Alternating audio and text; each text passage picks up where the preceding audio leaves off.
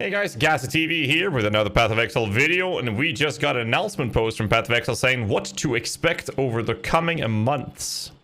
In this post, they're outlining the expansion timeline for 3.20, which they have now decided to postpone into early December.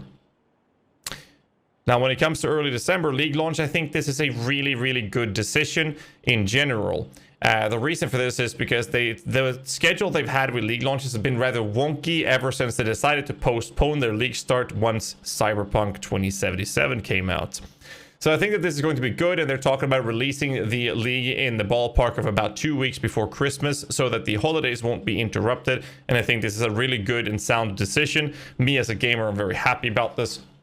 As a content creator, I am less excited because of the content creator size that I'm in. This is obviously going to have a very negative impact because of we having a 3.19 league, which was not very good in terms of retention, being extended. So obviously this is rather concerning for me as a streamer, but then again, I also feel and I'm very happy that they are not making any decisions that is catering to streamers in general, because I think that is a very stupid decision to do. So I'm very happy with this decision that they are releasing it in December, and to fill the void of this extension during 3.19's extended league duration during November, they're going to be releasing a series of end of league events. Now, this is obviously something that always sounds good on paper, but however, in practice, it might end up with the same situation we had last time. Last time we had Endless Heist, we had Endless Delve, and Endless Delirium. These events were less than optimal, and hopefully they will have learned from these mistakes, and these 2 to 4 events with a variety of twists on regular Path of Exile with plenty of prizes up for grabs for races and regular players alike. I hope that these events will be good enough, and I think that the last session we had with us should have been a pretty good indication for what not to do.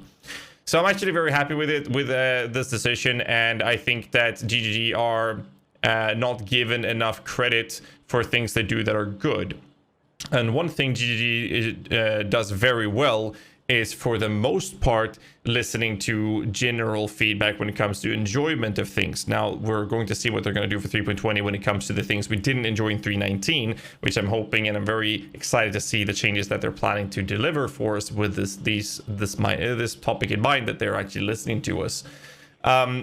And that also goes hand in hand with the end of league events, and hopefully they will have listened to the feedback they received for the last session they did with events.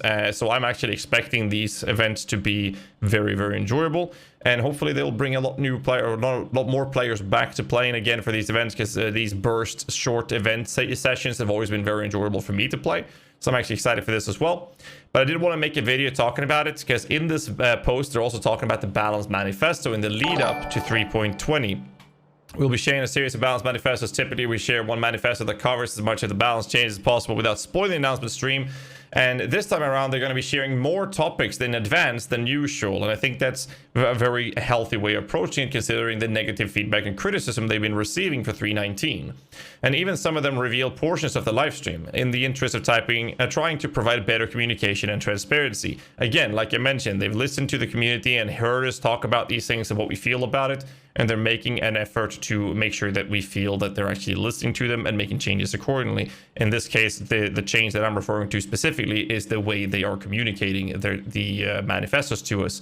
So it's actually going to be really fun to see what happens with this, and I'm looking forward to it. There is a little bit of a session here about hard mode. This is nothing that interests me. If you want to check it out, check the post out. It will be linked in the descriptions below, of course. And that's basically it. But that's my 2 cents on the topic. I think that in general, I'm excited to see that their schedule will be back on a December league launch, and hopefully they will stick to this.